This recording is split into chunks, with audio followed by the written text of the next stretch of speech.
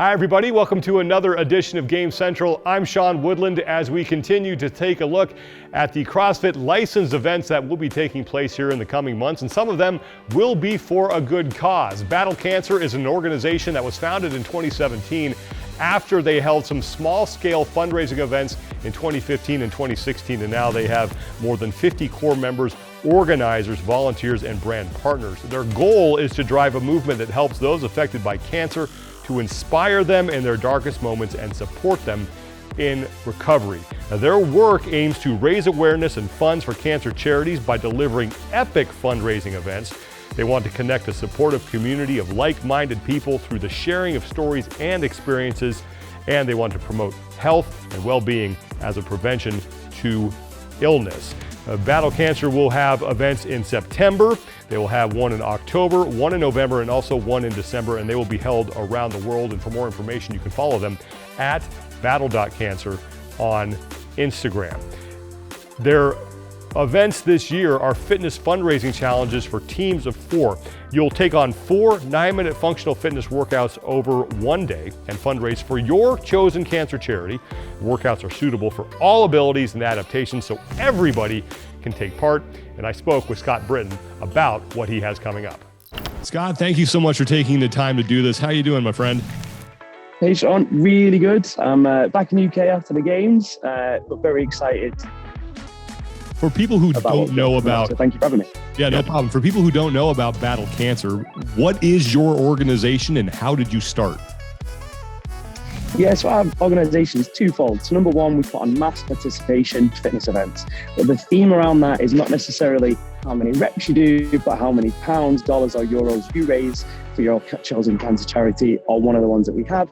So we've had about 15,000 people so far do our events across Europe and touching into America.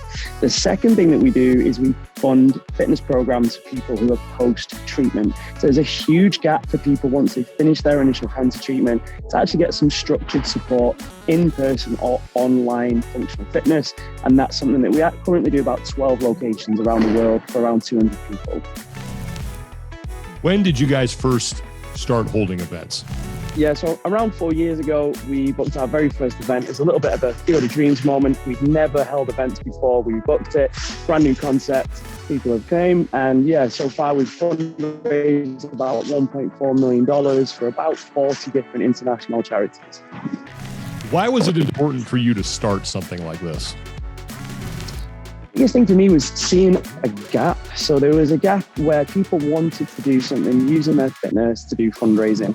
And everything that was in the fitness community was centered around finding the biggest, strongest and the fastest, and not rewarding those with the biggest hearts and the biggest effort. And also those that have gone through a personal battle with cancer or a secondary battle by seeing loved ones lost or survive through that process. And that was what I wanted to fill that gap with, something that brought people together.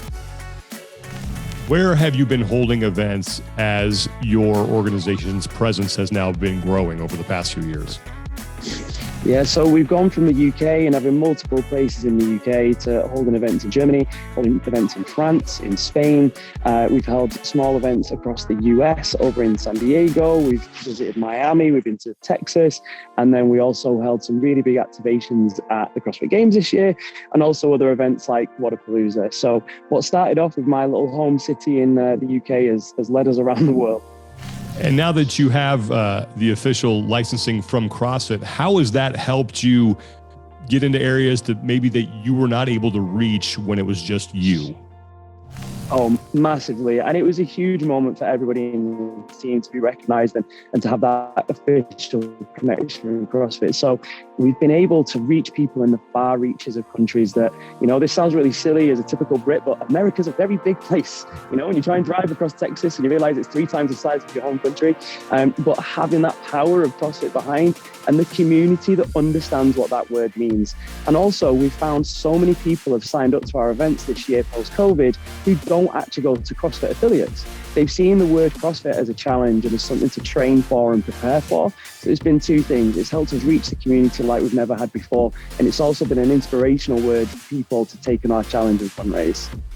2020 was a difficult year, and even 2021 for organizations whose lifeblood is putting on live events. How have you been able to navigate all of those obstacles? Yeah, so 2020 was many. I think the word of 2020 was pivot. We had to do lots of things, change the plan again. But what we did really successfully is we actually took our events on the road, and we did this across the US early in the year. We did this all across Europe and the UK. So we actually reached around about 8,000 people by going on the road and going to people's gyms, hosting that. But what we did was collectively pull people together on a global fundraising leaderboard, and that's actually something that we've learned and pulled through to this year. That's been incredible. So everybody was together in a collective problem, but they could challenge themselves in our fitness challenges wherever they were. So instead of bringing them to us, we went to them. And also by launching our Battle Cancer program. So we had the time, effort to work with academics, to work with people to bring the program to the forefront, and to get, like I say, over 200 people into our system of being supported every month. So as terrible as COVID was for so many people, it taught us a huge way of reaching people that we'd never considered before, and a brand new way to help. Well, Scott, best of luck. Thank you for everything that you are doing, and look forward to seeing what you're putting together for not only the remainder of 2021, but also in 2022. Thank you, Sean. And I will get you to an event. We need to get you in a Battle Cancer workout really soon. I would love that opportunity, man. Keep me posted. Thank you so much, Sean. You bet. Here's what Battle Cancer has on deck specifically. On September 4th, they will be in France. In September, they will be in Berlin, Germany. In October, they then move to London in the UK. And then in November, they have one event in San Diego, California, here in the United States, and then in December, another event in Cookeville, Tennessee. Once again, you can follow Battle Cancer on Instagram for more information at battle.cancer. Thanks so much for joining us, everybody. I'm Sean Woodland, and we'll talk to you next time.